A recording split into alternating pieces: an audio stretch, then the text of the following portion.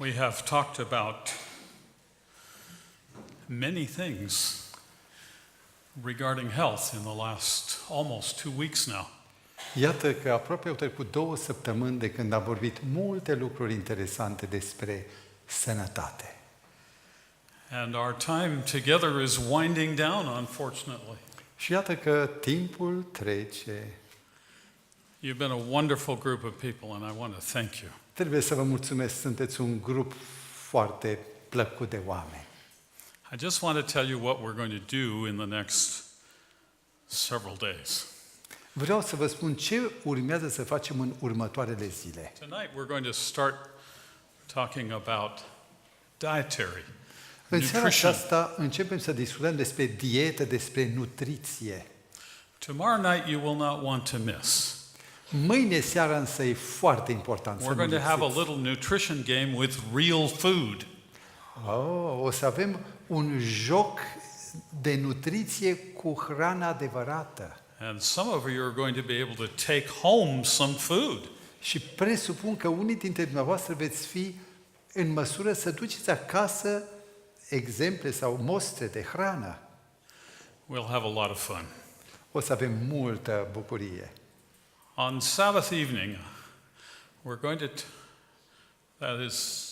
Sabbath evening, the last evening, we're going to talk about how to change a habit.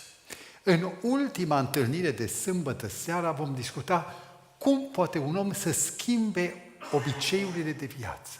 Some of you are struggling with habits that you wish you didn't have, and there are others of you that are trying to form new good habits. Unii dintre dumneavoastră sunteți în luptă cu niște obiceiuri care ați fi dorit să nu le aveți. Pe de altă parte, doriți să aveți altele care încă nu sunt ale dumneavoastră. So we have some good things ahead. Iată, avem câteva lucruri bune care stau în fața noastră. Now, when I was Bread of life. yes. When I was a young man, I was in love with sports cars. Când eram june, eram îndrăgostit de automobile de sport. Now, I didn't own one. Nu, n-am avut niciunul. I was still riding a bicycle. Eu doar o bicicletă. But I dreamed of the day I could have a Porsche 911. Dar visam ziua când voi avea un Porsche 911 And I wanted it turbocharged. și vreau unul turbo.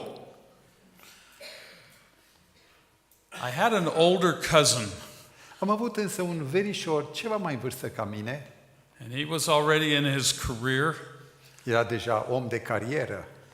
And one day he came to visit with his new Porsche 911 Și într-o zi a turbocharged. venit la mine să mă viziteze cu Porsche-ul lui 911. He went in to visit with my father in the house. De fapt, nu venise pentru mine, ci să vorbească cu tata. And I was out in where his car was parked, Iar walking eu- around it. Ieșisem în stradă să văd minunea. Și mă And uitam în jurul mașinii. I think I was doing everything I could to not salivate.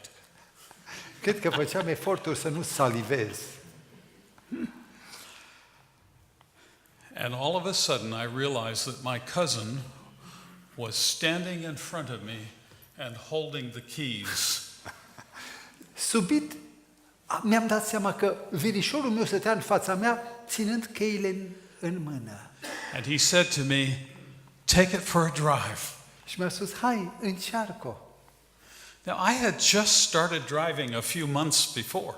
Eu începusem să conduc mașina doar cu câteva luni în urmă. I couldn't believe. Nu puteam să cred. And he handed me the keys and turned around and went back in the house. Mi-a dat cheile și a dus în casă. I sat down in the driver's seat, M-am așezat pe and scaunul those leather șoferului, seats, the leather seats niște fotolii could de still smell the freshness of the new car. niște fotolii de piele care miroseau a nou. The smallest details of that car had been paid attention to. Toate detaliile acelei mașini îmi atrăgeau atenția. Everything was designed just right. Totul era desăvârșit. And of course, on the outside, all the lines matched up perfectly. Și de afară totul era aliniat la dungă. And I realized money had been no object in the design and manufacture of Și mi-am that dat car. seama că n-au contat banii în realizarea acestei superbe mașini. I had opened the hood and looked at the engine, Am deschis capota de la motor și m-am uitat la... and it looked to me like a fine Swiss watch. M-am uitat la motorul acela care semăna cu un ceas elvețian. I turned the ignition key, Râpăpăpăpăpăpă. and oh, what a nice sound. Ce sunet dulce! I can tell some of you men identify. Maybe Yes. you ladies too. Nu e așa că și voi v-ați regăsit uneori în această situație? The moment had come for me to take it for a drive. Și a venit momentul să-i dau drumul. And I backed it out onto the street, Am ieșit în stradă and I cautiously drove away. și am plecat cu atenție. The engine just hummed.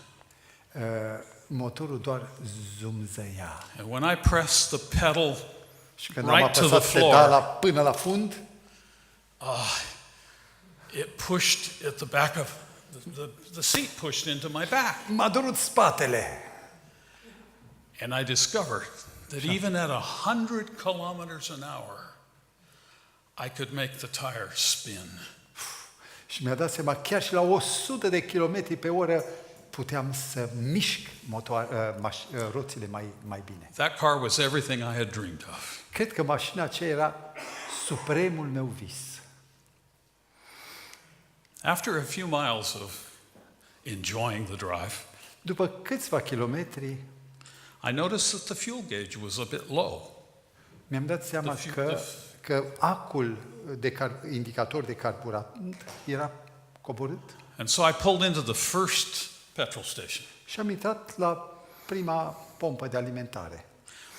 I didn't know what kind of fuel to put in it. Dar nu știam ce se bagă înăuntru. So I looked in the owner's manual. Așa că am deschis repede torpedoul și am căutat în caietul tehnic. And it clearly said that this high compression engine needed premium fuel. Acolo scria că motorul acesta nu merge decât cu carburant premium. But you know, I only had a little bit of cash in my wallet. Nu prea aveam bani însă. Had no credit cards. La data aia n-aveam nici card de credit. And I looked at the price of premium versus regular. M-am uitat la costul benzinei premium și la cel obișnuit, regular. And I said, you know, I think I'll just put regular in. Nu o să știe nimeni dacă îi bag benzină de calitate inferioară. After all, it's my cousin's car. Mai ales că nu-i mașina mea, ci a lui. And I had gotten out and I had checked the oil. Acum trebuia să verific și uleiul. And it was a little bit low, but I didn't want to buy a whole liter of oil. Trebuia să adaug, că era cam jos și n-aveam bani să cumpăr 1 litru. So I decided to put a little water in. Și m-am gândit că ar fi bine să completez cu apă.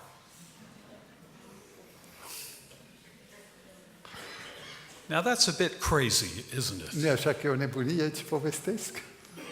I did drive the car, and I did put regular in it, Cu adevărat, am dat drumul mașinii pe benzină regular, but I knew better than to put oil into the crankcase. dar am făcut mai bine că n-am pus nimic la ulei.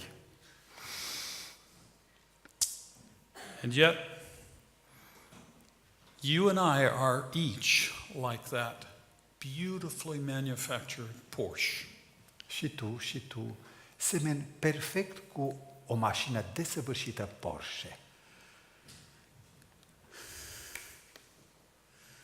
Many of us take better care of our automobiles than we do our Dar bodies. paradoxul este că mulți dintre noi se îngrijește mai degrabă de mașina lui decât de trupul său. We're actually more beautifully created and far more complex than the most sophisticated, expensive car in the world. Și ființa noastră umană este mult mai sofisticată și creată mult mai complexă decât cea mai sofisticată mașină. And like a car, we all need fuel. Și la fel ca și limuzina cere doar un anumit carburant. And the only way we get food is from the food that we eat. Și Fuel singurul is the carburant pe care îl putem folosi este hrana cu care ne alimentăm. You know, God has really made it very easy to provide high quality food for our bodies. Știu că nu este ușor să faci rost de hrană de calitate superioară. That will provide all of the nutrients that we need. Hrană care să ne completeze nevoile cu toți nutrienții And we can get it in the right quantities și la calitatea cuvenită and the right quality.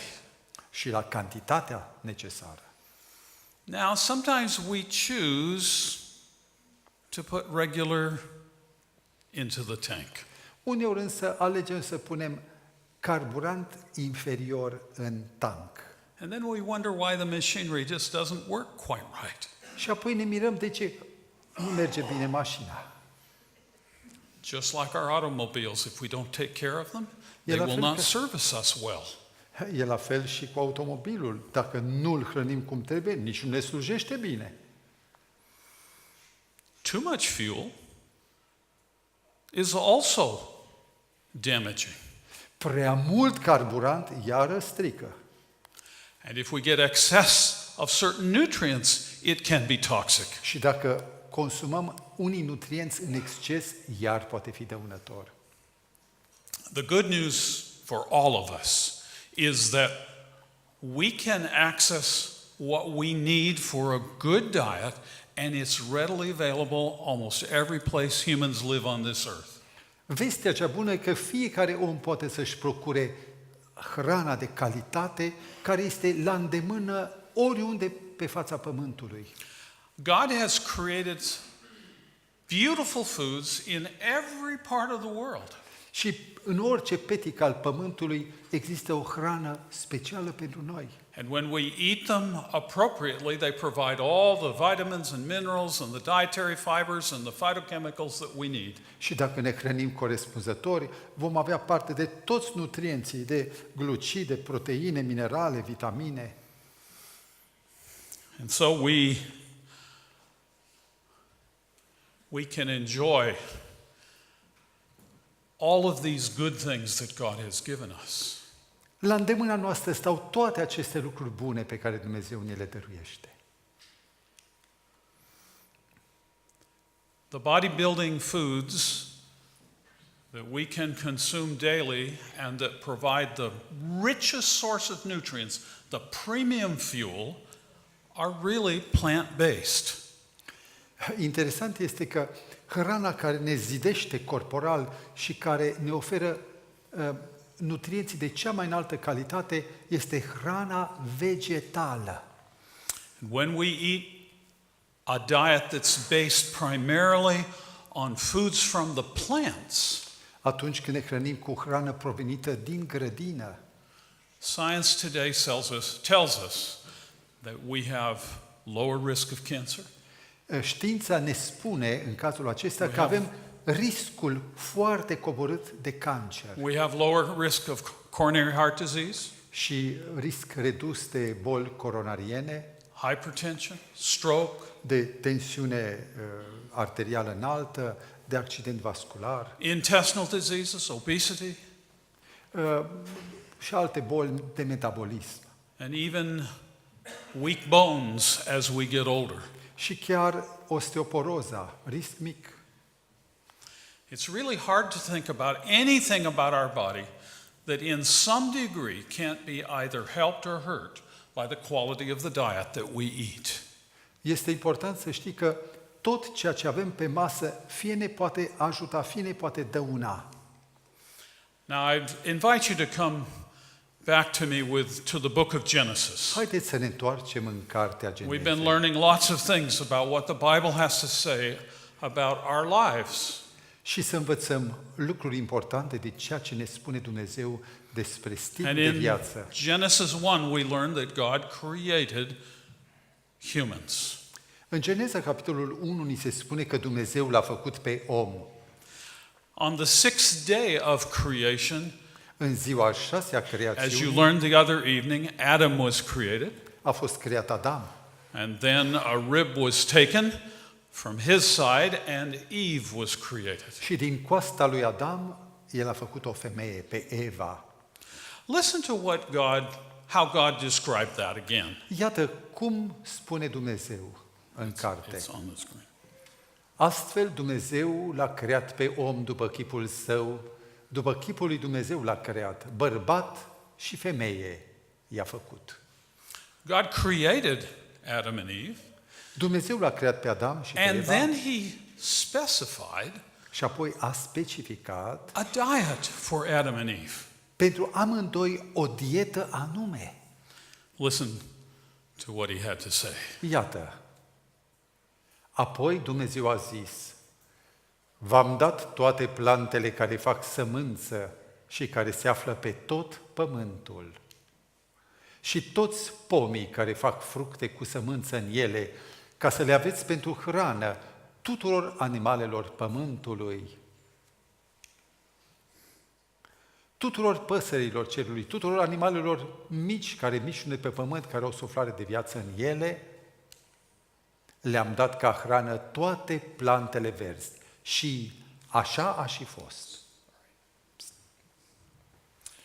Everything that Adam and Eve that was needed for their bodies to give them the best of health, God provided them. Deci Dumnezeu le-a purtat de grijă oferindu-le din belșug tot ce avea nevoie trupul lor. God created our world, He created us, and He created the food supply. Dumnezeu a creat lumea, ne-a creat și pe noi și pentru noi a creat depozitul de alimente. But how are you feeding your body? Dar vă întreb, cum vă simțiți cu corpul vostru? You know, sin has come into this world, no question. Păcatul a intrat în lume. And yet the crucial elements that we need are still found in the food that God created for us. Și în ciuda acestui fapt, elementele fundamentale de care corpul are nevoie se găsesc la îndemâna noastră. All we have to do is make the right choices. Tot ce avem de făcut e alegeri bune. And the sad thing today is that many people are not making the right choices. Necazul e că oamenii nu mai fac alegeri bune. They're like I was when I was driving that sports car. Mi-amintesc de zilele când mânam acel Porsche. We put the cheapest that we can find. Noi băgăm în mașină cele mai de jos calitative alimente. And then we wonder why we don't feel so good or maybe not live as long. Și ne mirăm atunci de ce nu merg lucrurile bine și nu ne simțim cum trebuie. You know, it is really very simple Totul e to eat foarte a healthy simplu. diet. O dietă sănătoasă. Now we're going to do a little bit we're going to talk just a few more moments tonight and then tomorrow about some simple guidelines that we can all follow that will give us good health. Aș vrea să vorbim doar de câteva principii în seara aceasta, mâine vom continua. Many people think that diet is so difficult because they just don't understand it. So I want to try and make it as simple as possible. Mulți oameni consideră că problema hranei e complicată, dar eu vreau să vă fac simplu. When we eat the food that we choose to eat, the body begins digesting it in the mouth. Când mâncăm hrana, digestia începe chiar bucală, din gură. It's a fantastic system. E un sistem nemaipomenit. We chew it, at least we hope we chew it. Speră că o mestecăm. There are some people who just seem to inhale it. Sunt oameni care parcă inhalează hrana. They eat so fast. Așa, mănâncă repede. But digestion starts in the mouth, Dar- continues in the stomach, Digestia începe din gură, continuă în gastru, în stomac, in the small intestine, în intestinul subțire and then the waste is eliminated through the large și intestine. apoi este eliminat după ce a trecut prin intestinul gros. The nutrients are absorbed through that system into every part of the body. Iar hrana este absorbită și asimilată de toate părțile trupului. Now, what are the nutrients that we need? Ce nutrienți avem nevoie? Well, number one, we need carbohydrates. Glucide sau carbohidrați. And the largest portion of our diet should be carbohydrate. Și rețineți, partea cea mai mare cantitativă din ce mâncăm trebuie să conțină glucidele sau Now, I know there carbohidrați. have been some popular books that have been saying, no, you need more protein than carbohydrate. Cred că există și cărți care ne induc în eroare, care spun, nu, tu ai nevoie de mai multe proteine. Și But e they're not greșit. right. E greșit. God designed us to live primarily, the premium fuel is carbohydrate. Pentru că carburantul pe care îl folosește trupul sunt glucidele. And it should be the carbohydrate should be as much as possible unrefined. Și acești carbohidrați nu trebuie să fie alimente rafinate. And so when we eat whole grains and we eat fruits and vegetables and the beans, we get premium fuel. Atunci când consumăm grânele sau cerealele nedecorticate, când folosim fasolea și fructele, atunci primim tot ce este necesar pentru trup. Now sugar is also a carbohydrate. Stați puțin, zahărul rafinat e și el un carbohidrat, o glucidă, It's a refined carbohydrate. dar este rafinat. And we all love sugar. Și limbii noastre îi place zahărul. But you know, sugar is not so good for us. Dar zahărul nu e sănătos. We'll talk a little more about that tomorrow night. Mâine vom vorbi ceva mai mult. We need protein also. Avem nevoie și de proteine. Every cell in the body is made from protein. Fiecare celulă din corp este alcătuită din proteine.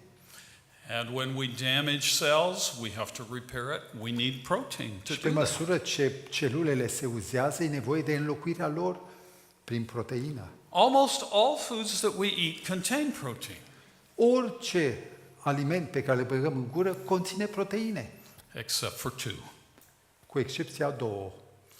refined sugar Zahărul rafinat and pure fat. și grăsime. Has no protein whatsoever. N-are nici un pic de proteină. And yet those foods often compose a significant portion of Și our interesant că tocmai acestea conțin pentru foarte mulți cantitatea majoră pe care o ingerează. Now, what are good sources of protein for Care the sunt diet? sursele bune de proteine. Well, most whole grains and fruits and vegetables have a good source of protein. Vă spun că majoritatea cerealelor, vegetalelor și fructelor conțin proteine de calitate. But then things like nuts and legumes or beans are rich sources of Iar protein. nucile și leguminoasele, adică fasolea, soia, conțin proteine în cantitate mare. We live in a world today where most people believe that milk and eggs and meat are the only sources of protein. Trăim într-o lume în care, în mod greșit, oamenii cred că proteinele se găsesc doar în carne, ouă și lapte.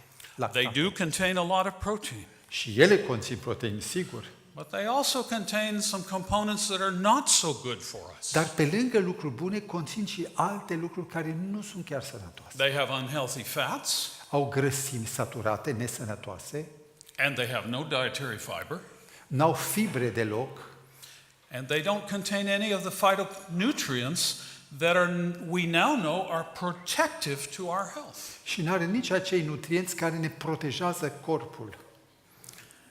And then we need some fat. Avem nevoie și de grăsimi. Punctul 3. For many, we eat too much. Din nefericire, consumăm prea mult grăsimi. Fat is a concentrated source of energy. Grăsimea este o sursă concentrată de energie. But did you know that fat adds flavor and texture to our food? Dar știți că grăsimea dă gust hranei noastre. If you take all the fat out of the food, it doesn't taste very good at all. Dacă scoți toată grăsimea din alimentele noastre, nu au gust. And you know what happens Și știți when ce you se boil a întâmplă? potato? Când fierbi cartofi, boil, Boil it.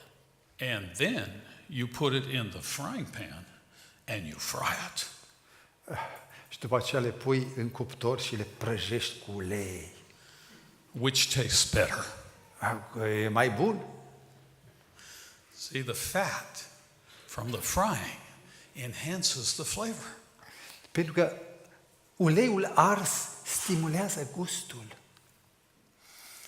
Now, of course, we need lots of vitamins as well. Dar, așa, pe lângă aceasta avem nevoie de multe vitamine.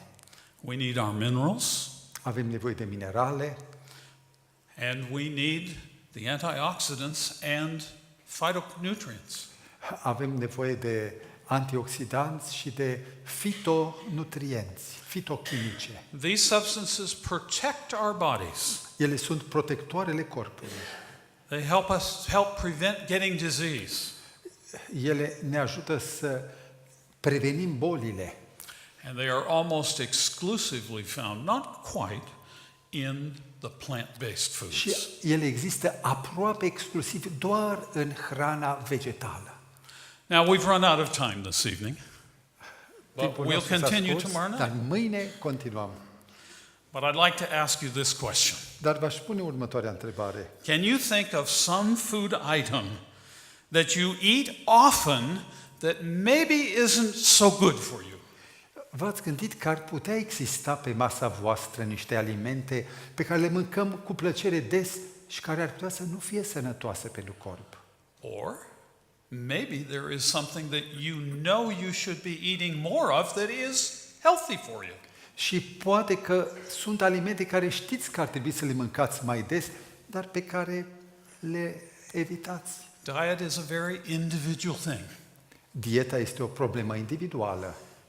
And so I would invite you this evening, by God's grace, Așa că vă invit, dragii mei, în seara aceasta, prin Harul lui Dumnezeu, to make better choices să in the faceți fuel that you put into this magnificent machine we call our bodies. să faceți alegeri mai bune cu privire la carburantul pe care îl băgăm în mașina aceasta minunată, corpul nostru. God bless you. Dumnezeu cu voi.